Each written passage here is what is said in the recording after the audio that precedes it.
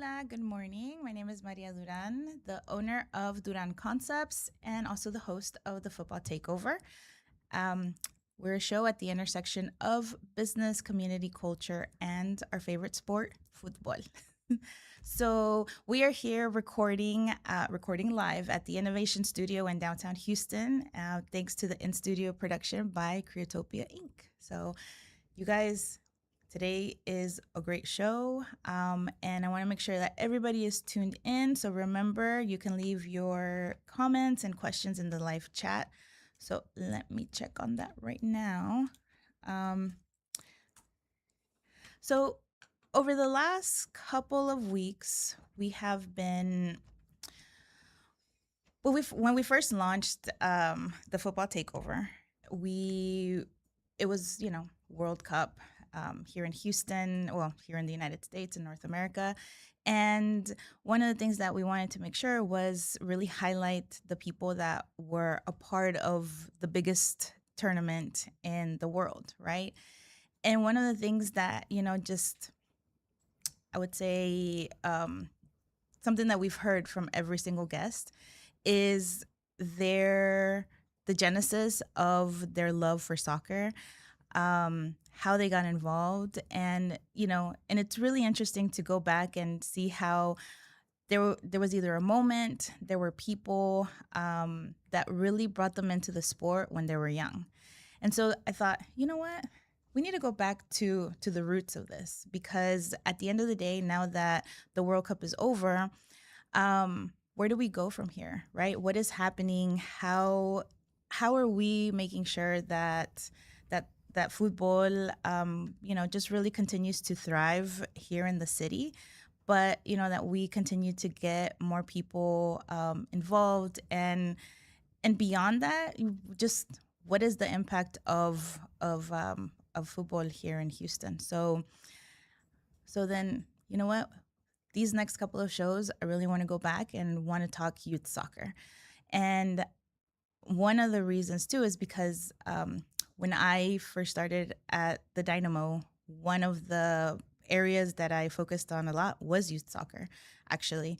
I went out to, different camps and different events, and, really got to see how some of that worked. Never fully involved, but just got to see it from a community outreach point, and I understood how that passion just sparked, and so during that time, yeah, now 20 years ago, I had the opportunity to meet two individuals that have really played an integral part in the sport here in Houston, that have been doing amazing work in really providing an environment for community to come together to, one, appreciate the sport, to love it, to find the joy in it, but also to just elevate, the youth that really wants to go into it competitively. And so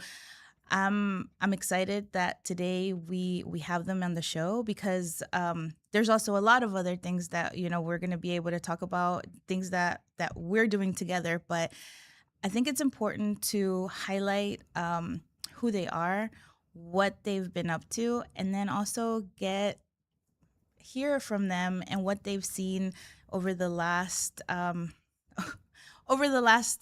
years in the development of youth soccer and overall football here in Houston. So I'm very excited to have Javier and Marta Cuellar today on the show. Hola, welcome.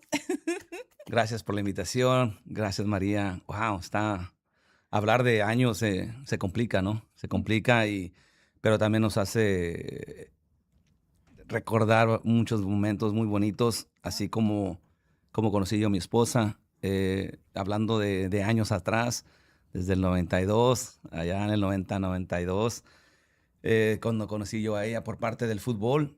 Era muy buen jugador yo llegando de ahí de Reynosa, Tamaulipas. Saludos a todos la Reynosa. Y me trajeron aquí a Houston, un chavo de 12, 13 años con un muy buen talento futbolístico. Ahorita que ya conozco yo la perspectiva como entrenador, era muy bueno, jugando yo en las ligas ya de adultos, porque no había niños, no había equipos de ligas de niños. Me levantaban, de repente me encontré un angelito que me ayudó a jugar en mi nivel, pero bueno, la cosa es de que hay mucho que de hablar, hay mucho que decir. Estoy muy contento de estar aquí, gracias por la invitación. Ojalá y regresemos a las básicas, ojalá y regresemos al principio y podamos hacer esto realidad, porque hay mucho que hacer. Está muy contaminado el fútbol y muy difícil de hacer. Parece que hablamos en español. ¿Quieres que hable en inglés, verdad? Perdón. No, no importa, en cualquiera de No, los no, dos. I'm so sorry. Aquí somos Spanglish. I'm so sorry. I'm so sorry. No, no, yeah, no. We're gonna go with English. I went out to my first language is Spanish, but again, back in '93, when I introduced myself to my wife Marta, we were in high school and we were in Austin, and they had no high school coaches. As a player, I raised my hand and I took over the team. And in Austin High School, I was a player coach, and that was very nice for me to do. I took leadership about it. So I decided to be a coach, and I took my first D license. I took my licenses, which was the G, the E, then the D, which I failed, but resiliently I went back and took it again, and now I'm an A license instructor in the United States. I'm also an international A license in Brazil, Futbol, and I took my A license again in England, and I'm pretty good. And I worked for the Houston Dynamo Academy, and then I got recruited for the Federation as a scout. So at this time, I can say that I'm pretty good at the game. I'm good at what I do, and hopefully I keep continuing to do this for the community. Wow. Javier, I didn't know. First of all, so you guys were Mustangs? Is that what it is? Yes. Austin High School. What? Yeah, I'm telling you, we're Mustangs. But yeah, it was good. The game kept us, together, and make sure that we made some good habits, healthy habits. It just kept us busy. So yeah, but it was not a structure. It was not. No one was telling us how to do it. We just knew that it was the good thing to do. So at that time when you were in high school and you took over coaching the team, was that considered rec? Was that already like a what is it now? Like what do they call it? Well, it's just the regular high school soccer. 3 months out of the year, it creates a very good atmosphere. Back then, it used to be just a UIL. I saw When I UAL. say, yeah, UIL 4A, and then it became 5A, 6A. So everybody had now A soccer team. a tier of saying, hey, this is going to be 6A. Well, you're going to be on this tier. And then now they have a territorial control of the program. So now, Austin High School became a 4A just because of the numbers of students attending. So that's how they create that criteria, But yeah, it was 3 months out of the year. So, and then I decided to go out there and start promoting soccer in my community, and because we had more things to do. So I mean, I can go back and when we started the program in the Houston area in '96, Doc Lawson came up to us, Carlos Galan, saludos. We had Connie Constant, Mr. Bill Smith as a director, and created the program Houstonians FC in Burnett Bailey Park. And I was one of the head coaches and founders with Josh Rivas. Hola, Josh. Y Connie Constant. So that was the three main amigos starting the program in '96 at Burnett Bailey. And then it went up in beautiful moments. But in '99, it became independent, which I didn't want to be with. And I said, well, look, we need a lot more kids want to play soccer. And we created La Unidad and Pacer Park. Yeah. And that's what I remember. Right. Yeah, Yeah. La So, Unidad. That was my first introduction to, well, I guess once we met, right? That was my first introduction to the programs that y'all had, La Unidad. mhm. Um, wow. So right now you're blowing my mind because I'm hearing all these names, and I think that's one of the really important things, right? When the Dynamo started, there's so many people that were just kind of part of that family, right? Mhm.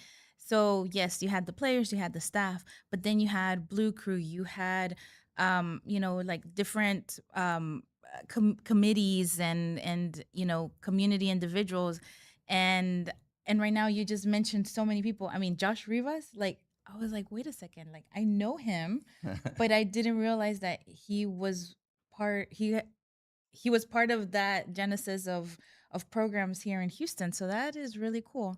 Yeah. 20 years later, I'm finding this out. Yeah. Back in the days when we were maybe 100 pounds lighter. But no, yeah, we had very good leaders going out and making it happen. And then the Houston Dynamo, Mr. Chris Canetti came up to us and said, "Hey, can we do a Dynamo Charities board?" Mhm, And I was very happy to accept. mhm, But yeah, my whole thing was just coaching. And then Mr. James Clarkson, hola James, we yeah, he came up to me and said, "Can we get started with the mhm. Dynamo Academy?"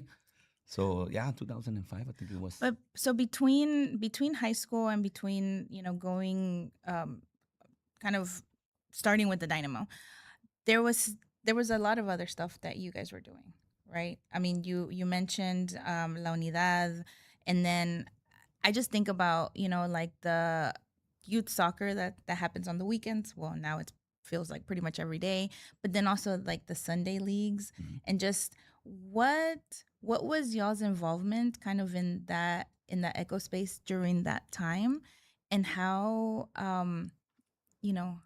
how was that, I guess, how did that kind of open the doors for the professional team and stuff that came in after that?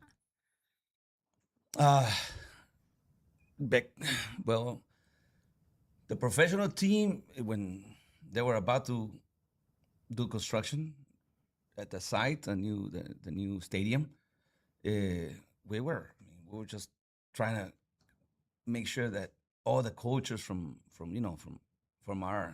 our side in the communities, they have tattooed the names of the professional teams they were raised with. And we said, no, look, there's something Mm-hmm. coming. It's gonna be orange. It's gonna be beautiful. You need to support that. No, no, it's not gonna be the same. It's boring. And I'm like, no, look, it's gonna happen. It's gonna be beautiful.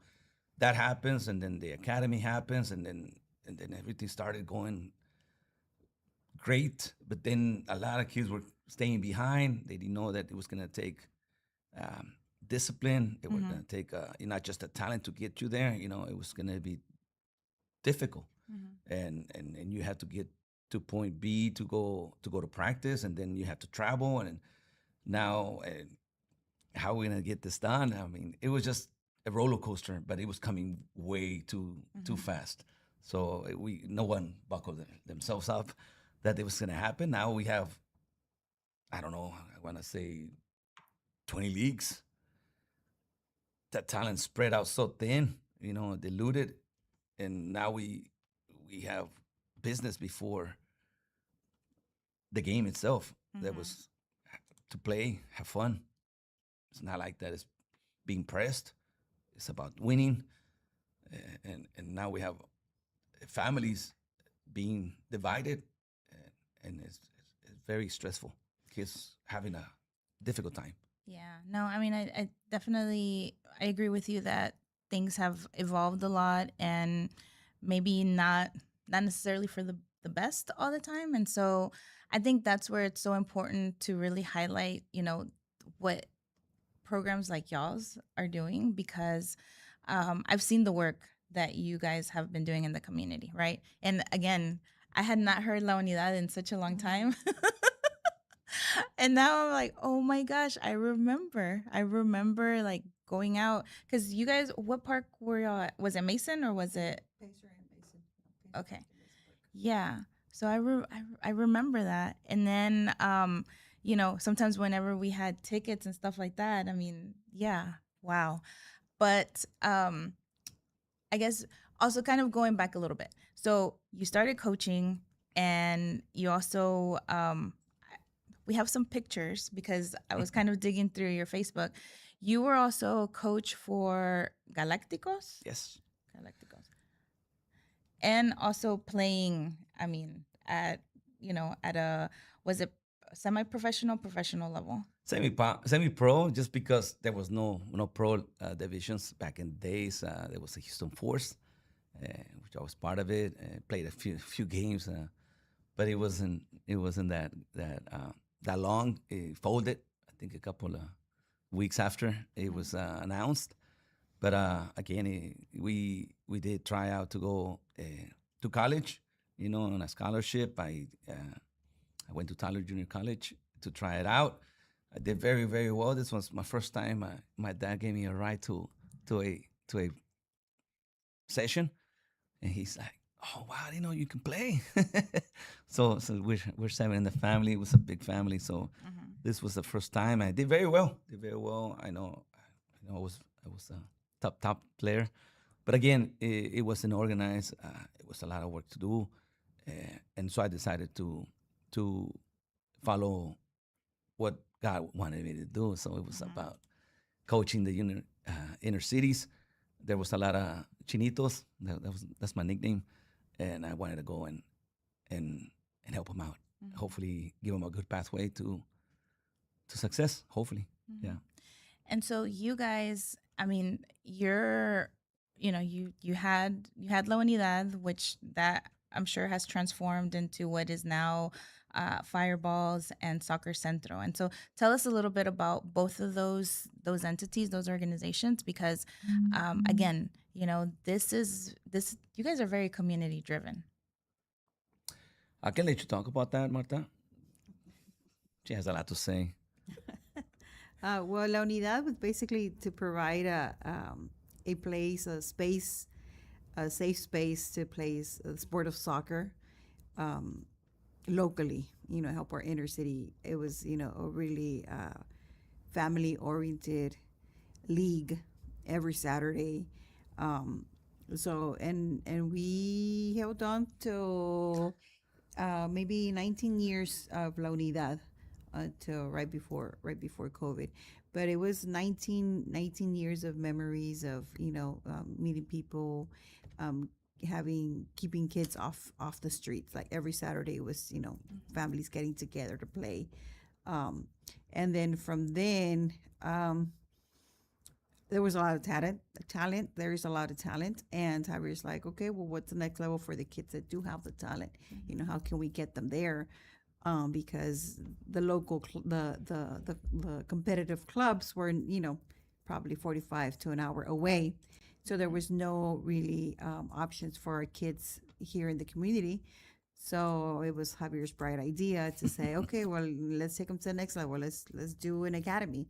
And we're like, okay, well, hold on, because it takes, a lot of work, money.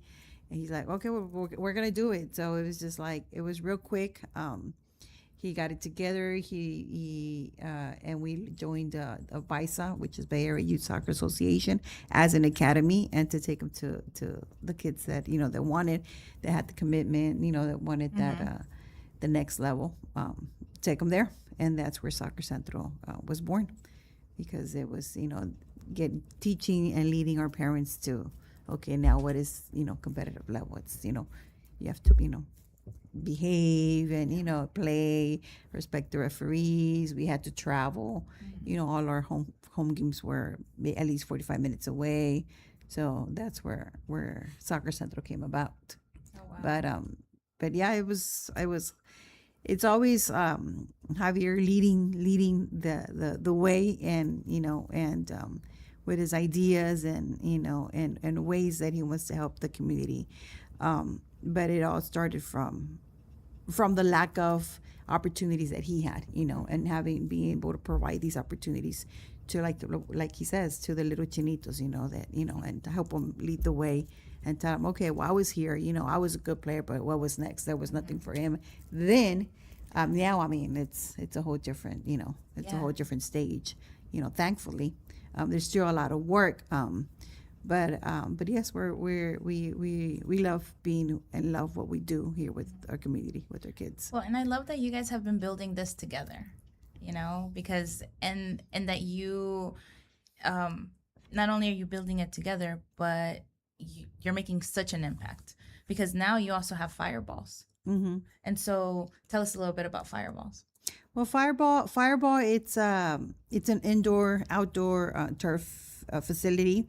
It's our home for Soccer Centro. It's our office, but right there, it's where we offer the 5v5 version of soccer. So it's nice because a lot of the kids that played through La Unidad, have come back as adults, as veterans, to come and join the league and continue their soccer legacy with us.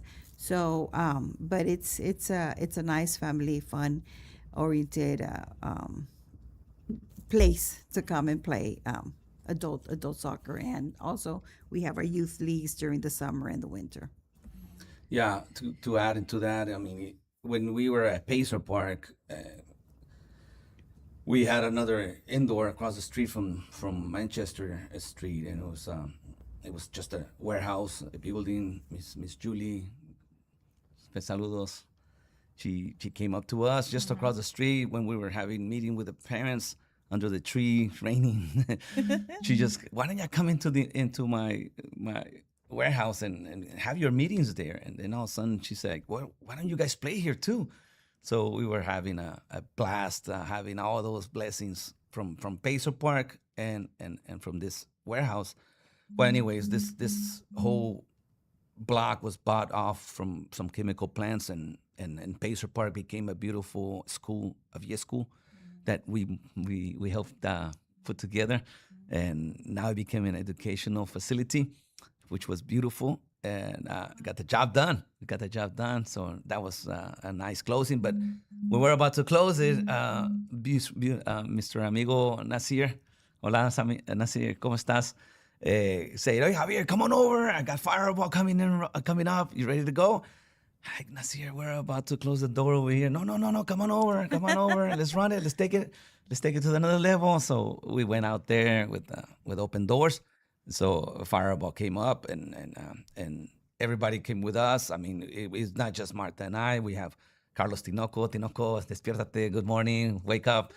We have so many people, Atenea Gonzalez, Angelica. I mean, we're blessed with so many people like-minded that they say, let's get it together, let's put it together, let's go make it happen. And that's how Maria is here too. So everybody wants to make a difference. So why not have it together and have an all-star program like you guys have all-star people like you guys? I think would be a good word for the kids to be. No, and I think that's so important because you guys have an amazing group of people that are part of the program.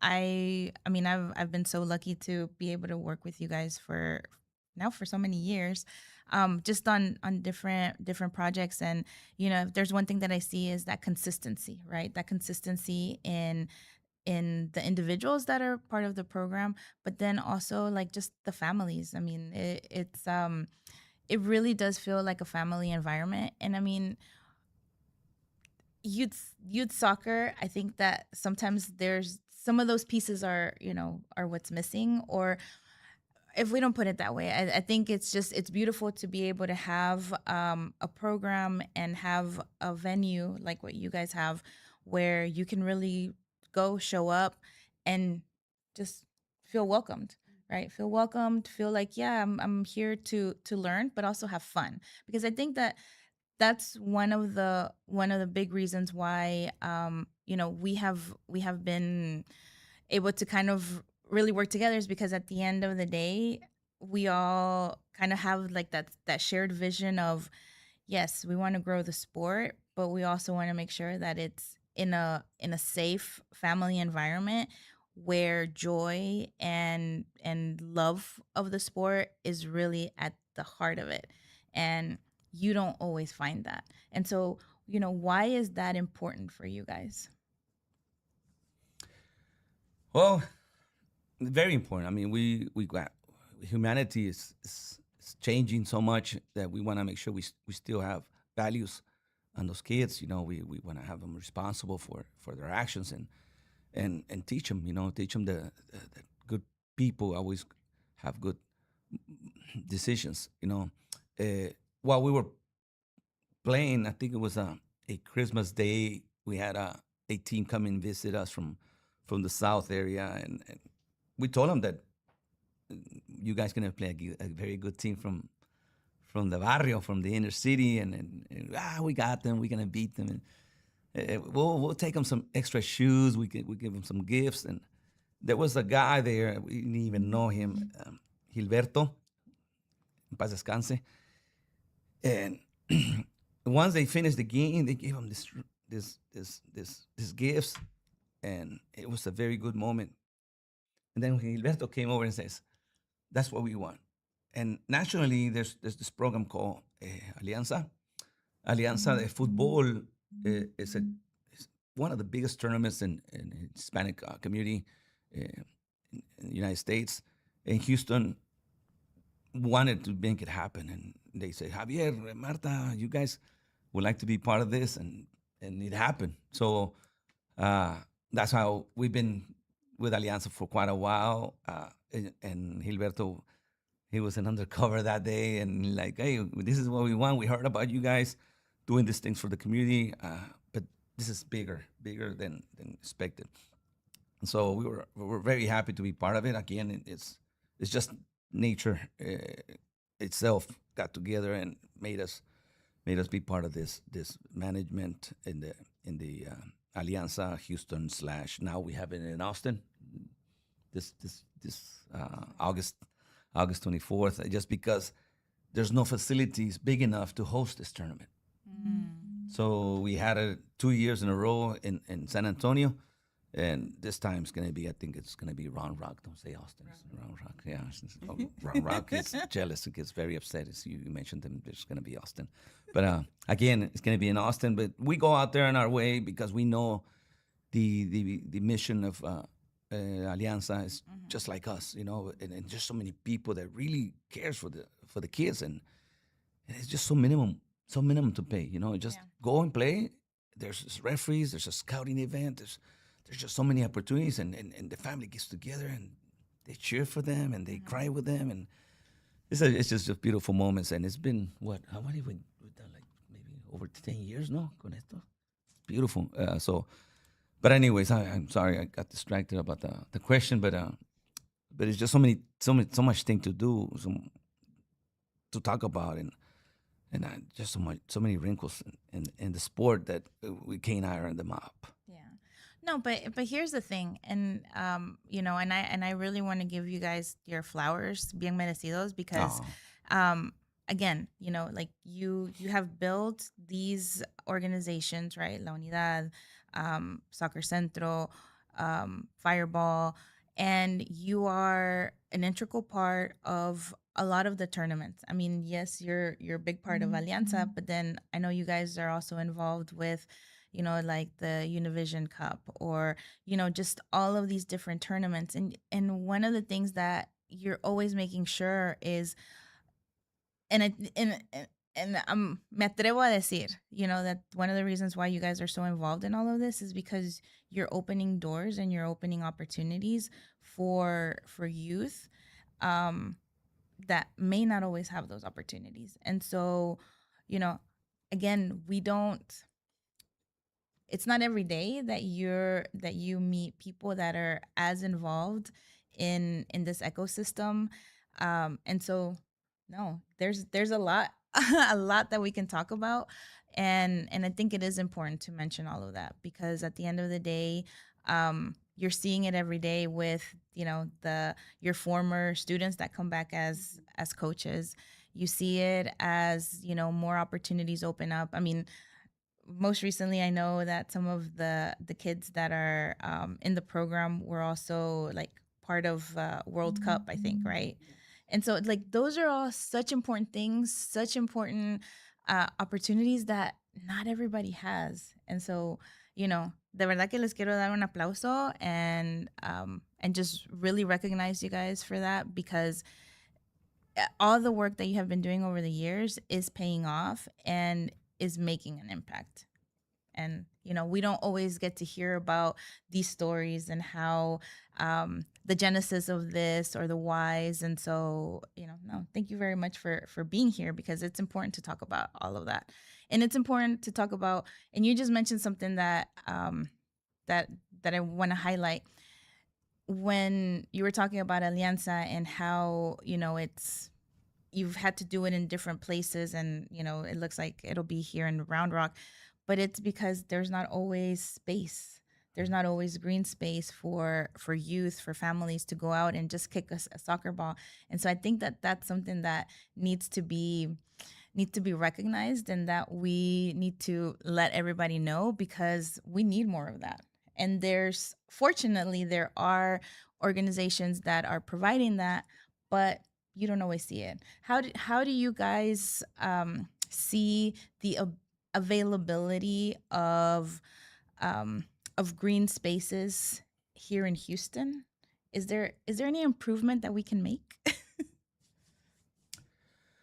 Well, 4.5 million people in Houston it's tough to find a big lot or big space. We have to adjust an open land and just put some soccer goals on it, just so we can just play. So yeah, no, it's difficult. It's difficult. Hopefully, our council members and representatives can go out there and find it. I mean, we're moving suburbs, and we're moving further out, and kids have to travel to play the game. That's why we want to make sure it doesn't have to be 11-11. We can go 5v5. We can go 3v3. We can adjust. We can adjust on the development programs. We can adjust. We just need space. We just need abilities to go out there and get a permit, or somebody in the church or anybody that has a space. Just give someone a call. It doesn't have to be us. There's a lot of clubs, a lot of good independent programs that really want to do this for the love of the game. So just go out there and reach out to them, and we'll mow your grass. We'll mow your grass. We'll get the ant piles killed, and we take care of it. Hopefully, more and more green spaces are available for so many kids, because it only takes a ball and a little space, and we'll keep the kids happy out of the streets. So go out there and make it happen. I challenge everybody to take on 20 kids jumping around all over the place. But they're doing it in a good way. Yeah. No, and you know what is very interesting? You just said it. So it's not so much about 11v11 anymore, because I've seen that. I've seen that all over, right? Mm-hmm. You have all of these small-sided tournaments. You have the 5v5s, the 3v3, and now you have a 1v1. It's like, what is this? Don't forget the penalty shootouts they just do and make it happen. I mean, it's just good moments of the game that we adjust, we create, and then hopefully we keep someone happy. The kids are busy, and that's what matters. And well, and I think those opportunities also offer people, just regular people, right? Adults también, an opportunity to go and try it out. Because when you start thinking 11v11, a full size field, I mean, I will tell you from my personally, I don't know that I could go and actually run that. But if it's a 5v5, I me meto. Sí. And now with all of the skills challenges and all of that, I think that's also another really cool gateway for youth and families to start appreciating what they're seeing on TV. Because a lot of times you're like, penalty, whatever, like eso no es nada. And then you actually go and you try to do that, and then you realize, oh no, there's a lot more to it. Not only from the person that's shooting and making sure, first of all, will it fit through the goal? But then also, if you're on the other end and you're the goalkeeper, I mean, that's a whole mental game. And so it's really fun to see how there's it's not just about, the 11v11. There's other ways to kind of start introducing youth and family into the game so that they can start getting appreciate it, but then getting excited about it. Yeah, the small sided is it's a great tool that coaches use just to create that confidence on the ball, getting out of tight spaces, finding those gaps, being confident on themselves with the ball. I mean, this is good. Once they step into the big field, coaches really see that kid that has always been doing futsal. Oh, look at the way he steps into the ball. Look at him, how confident he's with the ball, 1v1 situation. So, yeah, no, it's I mean, personally, we have one kid is in the Houston Dynamo Academy, Giancarlo. Despiértate, Gingy, wake up. So Gingy, he's a left back, but he's also multi position player. He can play defensive mid. He can play outside flank. But anyways, he was created in that environment, and the coaches saw that. They saw that hey, we can come out playing with him and line up three, whatever. I mean, I'm just talking tactical terms here. But again, he's with that uh, components. He's well raised in the game. So again, we want those kids to, if they can play 3v3, nothing wrong with that. Let them play 3v3. Let them have fun. Let them enjoy the game. Let them not hide in one of those fields that is so big of the field and they hide out. But in the 3v3, they all have activity. They have action. They have situations of the game. And when they get to that stage 11v11, they'll be ready. I promise. Just let them kick the ball around, and you'll see. Yeah. So, going back to kind of like the coaching, and I know that through Soccer Centro, I mean, you guys have been in multiple tournaments and all of that. What has been, I don't know, maybe uh, a memory or something that kind of stands out from either going to a tournament or, working with the youth, that you would say like, oh man, this is one of the reasons why I do this, why you guys do this. With the tournaments that been giving us a lot of good opportunities would be, the Copa Rayados International in Woodlands, Copa Rayados in Tampa, Florida. I mean, we've been taking the kids nationally to those games, and finding out that yes, the game is the same 11-11 with a size 5 ball, and everybody's, but the cultures are different. Those Brazilians play different, those Argentinians play different, Mexicans play different, Americans play different. I mean, it's just the way the kids feel once they see the opponent's fans screaming at them. And then we took them to Pachuca and another environment as well. We took them to León, Guanajuato. We took them to Monterrey. I mean, there was an international setting. The kids they were feeling different. They had a different mentality, and it was like, oh, coach, I feel nervous. I'm feeling sick. Of what, man? It's the same game. So again, it's a necessity that we need to take them in those environments and give them those experiences, because when it's time for them to be there, they can say, "Oh, I done that before, so I'm comfortable. I'm okay. It's the same. Just go for it and play." Yeah. No, and that's really cool. That's great that the kids are having all of this experience at such a young age, because I mean, I hear some of the stories and I'm thinking, wow, at 12 years old, I don't think I had traveled.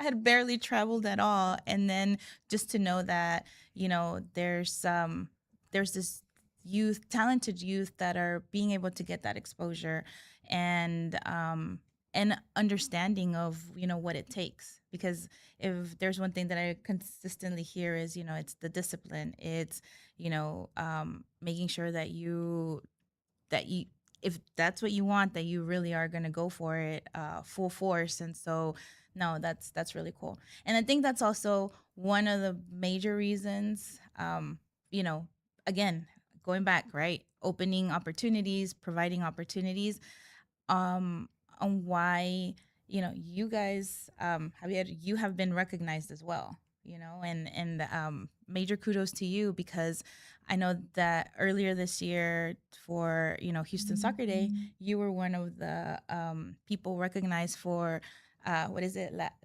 Your trayectoria. How do you say that in English?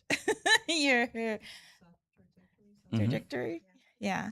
An impact, here in the city. And so, just major kudos that you guys have been building this, and, just are opening up all of these doors for everybody. No, pues sí. I mean, they see it. I mean, people see it. I mean, we're not doing this for recognition or anything. We're just doing it from the heart, for the love and for the fun, and hopefully more people can join us. Join us. It's a good hobby. It's not a job. It's a good hobby, and it's well paid. I know people see it, and from that pat on the back and maybe recognition is good enough. But again, going back to taking these kids to Leon and Pachuca and Guadalajara, I mean, it wasn't just for the experience of learning the game. It was about them getting to meet their great parents and the grandparents. And it was one time we had a grandparent in the stage in Leon, Guanajuato, that he had never met his grandson. And that was that right there was like, okay, for this 20 years. And I know the parents cannot sometimes take the kids to travel, and this was our turn to do this. It was a good moment that we can say, look, it's not just going and kick the ball. Look, you're gonna go meet your grandparents, your families, and maybe introduce them to to their where their parents were. Like it's just something that the game goes so far that we haven't even started. But we can't right now. Everybody has restrictions. You gotta go to this tournament. You gotta go to hotels. You have to play these games, and there's so many restrictions back then. That's why we played a league that we thought it was going to be good for the kids, and we're like, oh no, you know what? It's too expensive. This is not worth it. And we say, okay, let's go back to our mission, and let's go and let's start again. Marta says, so let's go bring back the La Unidad. And I'm like, oh. But this is where she has the most fun, I think. Yes, I think mostly is the relationships that you have, the people you meet, and along the way, different angels, like yourself, like Copalianza, like Rayados, Scott, all these wonderful people that cross our path and bring us new ways or new opportunities for our kids. I think that's most gratifying of doing all this. So La Unidad was definitely the foundation and the reason of why we do all this. Like we see our coaches, the people that work with us, and make this possible.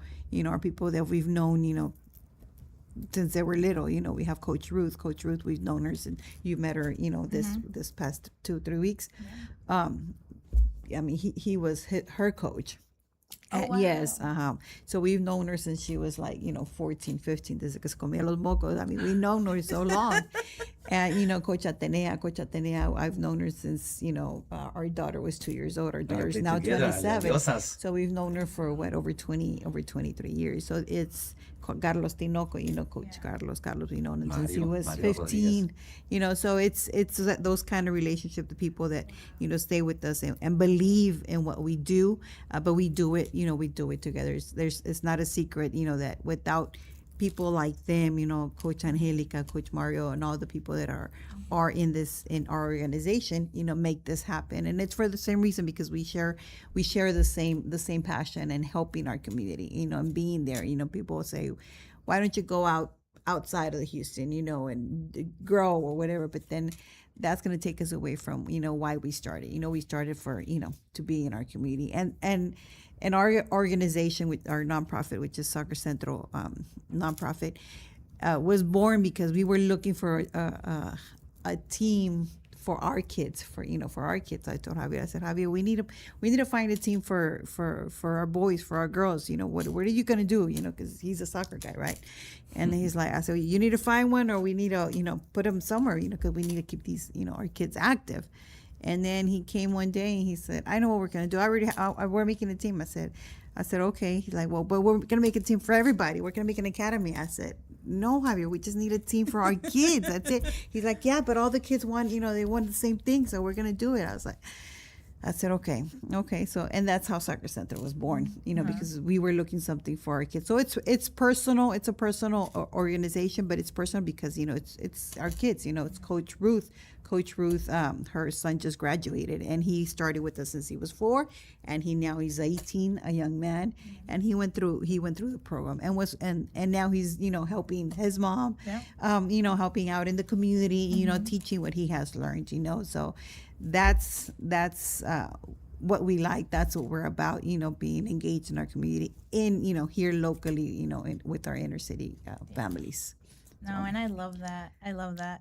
And so actually that is the perfect segue to talk about something that we have been working on that, you know what? How about we play a little video so then that way you can see what we've been up to.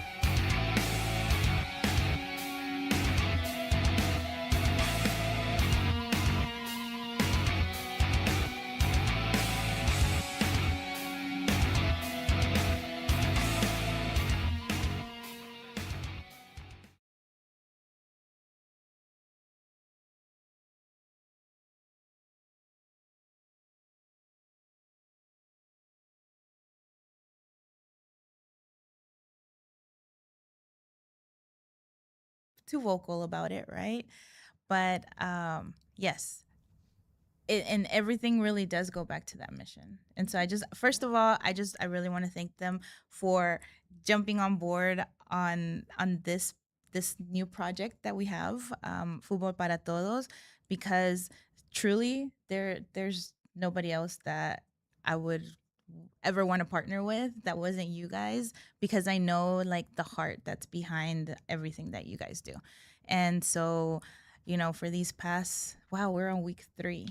For these past 3 weeks, we have been at East Aldine District putting on Futbol para Todos, but it's really thanks to them and an incredible coaching staff, incredible support from the East Aldine District, because they have seen the vision. They full-heartedly are supporting it, with actions, with funding, and now we have green space out there. We have the funding for coaches to go and that first camp, it was 100% beginners. I still can't believe that, because I saw them on day 1 and I just thought, how do you guys do it? I mean, how do you guys do it? Like, so guys, day 1, 6-year-olds to 10-year-olds all coming together, have absolutely no experience in soccer, and then somehow by day 6 they left not only understanding the game, but with skills, obviously still beginners, and wanting to come back. And how do you do that in 6 days? Like, how does that happen? Because it's incredible. Oh, that's a good question. No, like it's just natural. The game itself, it motivates the kids. I measure out 5 yards yesterday at that session, and I told them, look, you can do this in your backyard. You can do this in the living room. You can do this in the kitchen.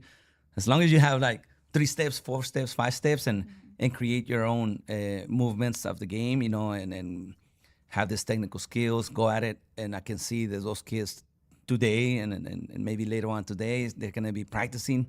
And I know that in the end of the week, they'll be getting it better. and they'll be getting better, and they'll be doing more juggles, they'll be doing more dribbles, they'll be doing their own homework, and that's gonna motivate them to more, and that's just the beauty of the game. So our job is just to let them play, let them enjoy it, give them some tasks, and they'll get it done. And itself, I mean, it was beautiful to see that in 2 days, Maria, you had it all sold out. I mean, I'm not saying sold out, but I mean it was full to capacity. I said, Maria, it's raining all week. You know, it's raining all week. Maria, we don't have that much space, Maria. No, but we already have 60. Maria, you know, we only have three little spaces of 30 by 30. Okay, so what I told the other guys, I said, well, wow, how many you have in the waiting list? About 80. I'm like, no, Maria, I don't know. We only, okay, so how many balls are we going to get? How many cones we going to need, bibs and all? And I'm like, how many coaches would you want me to take? And all these coaches are pretty I mean, they're certified, they're licensed, they well known. And I told them straight out, look, let the game teach them. No, don't go out there and be a drill 2, drill 4, drill 5, let the game play. Let them play. Let them have fun.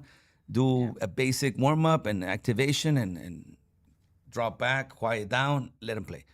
And that's what we've been doing. So yeah, thank you, Maria. Thank you for the invitation. Thank you for trusting us. I mean, we're having a blast. I'm already looking into tomorrow, and I'm like, Marta, don't remind me to be ready for that for the camp, and I'm ready to go. And she's like, oh, you're looking like you're beginning coaching. I'm like, I'm so excited for this, and the kids are happy, and the kids are having fun. And the parents. Yeah. And the parents. The parents are on the sideline cheering, flipping, and I'm like, oh, this is so beautiful.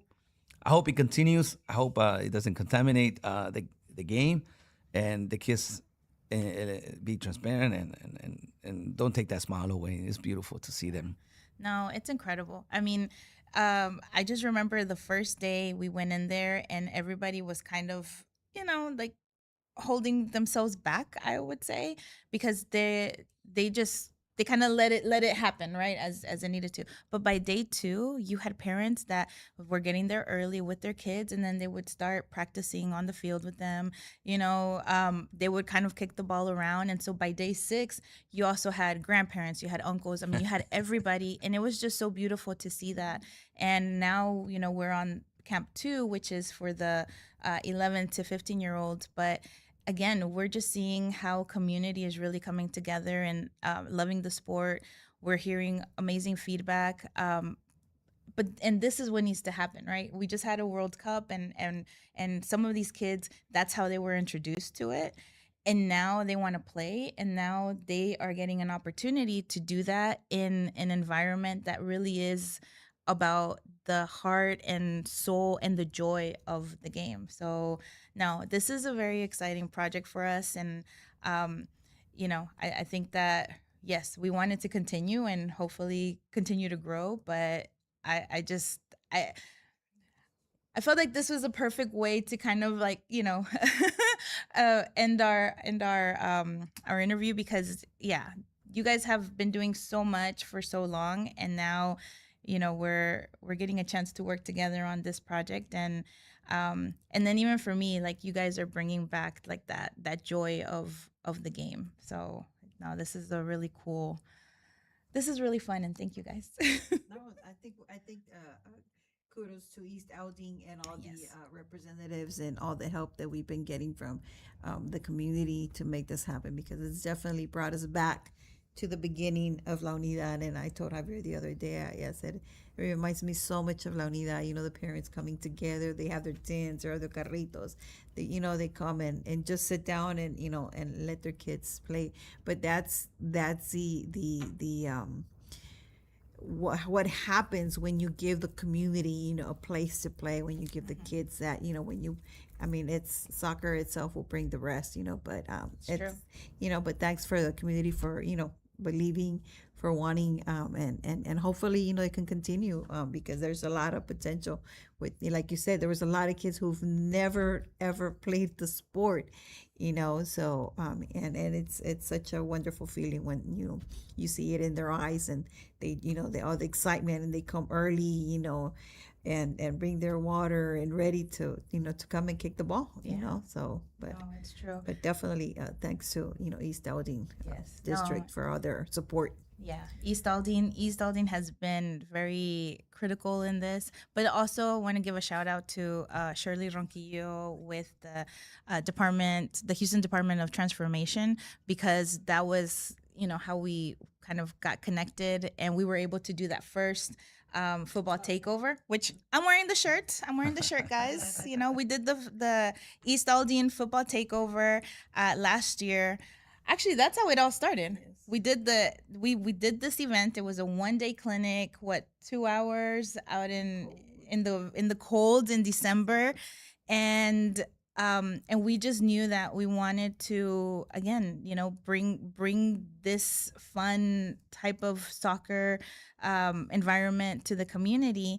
And East Aldine District, they supported then. They saw, the impact that it had on a very cold day where we had 140 kids that had signed up, and it was the coldest day of last year, but we still had about 60 that came through. Yeah. And when they saw that, they were like, "Oh, okay, we get it." And now we're here. We're building this. Hopefully, again, grow it. And yeah, no, but it's definitely a team effort, and very, very important work that continues to happen in the community. But thank you guys. Thank you guys so much. Can Will you guys stay on for the rest? We just have a couple of another little segment before we close out the show. Yes, of course. We were promised some tacos and some pupusas. So yes, definitely, we're here. We're here to stay till you guys let us know. Well, all right. I will make sure about the pupusas because I don't know about the tacos. My favorite.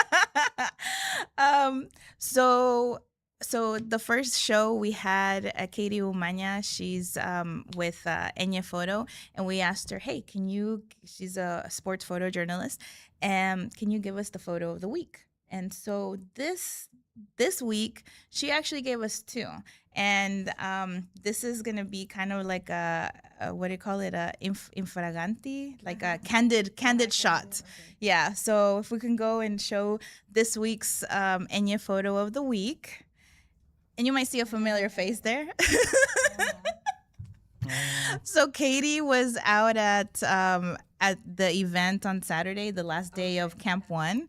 And so she took that picture, and this is a picture that where Coach Javier was with the rest of the staff talking to the kids as we were kind of wrapping up. I think we were about to do the presentation. Yes. We presented all of the kids with like a player card and some gifts, and East Aldine District Representative Veronica was there as well. And so this was right before what will be our second shot of the week, or photo of the week.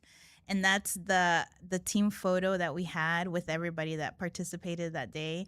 But no, it's just beautiful to see how this was the last day. This group of kids, they are ready. They are ready to come back. They want to be out on the soccer field. Actually, a couple of them were there yesterday because their older siblings are now in the camp. And it was funny because the twins, Yeah. Los Los chiquitos. Yeah. So their older brother is now in the camp, and he was the first one there. And I told him, "You're ready for the camp, huh? Because it's your turn." He's like, "Yeah."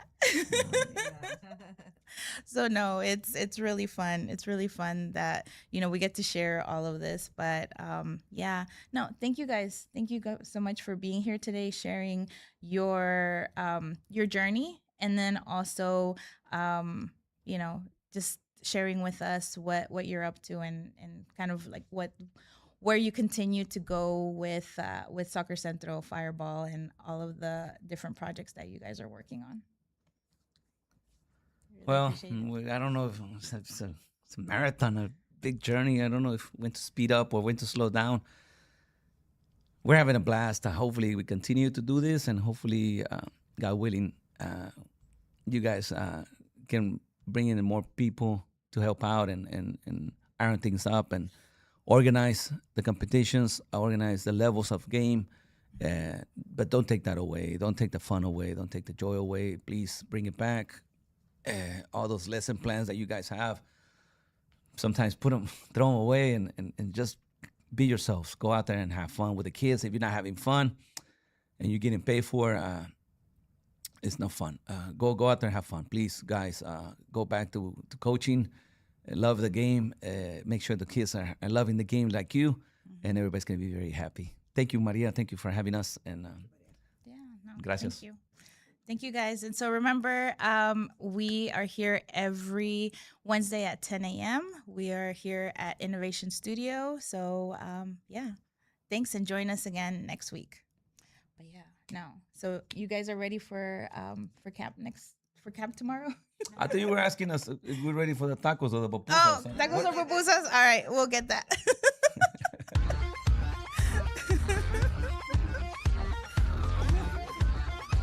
You did say it. Oh, I forgot. I forgot. It's right here, and I forgot.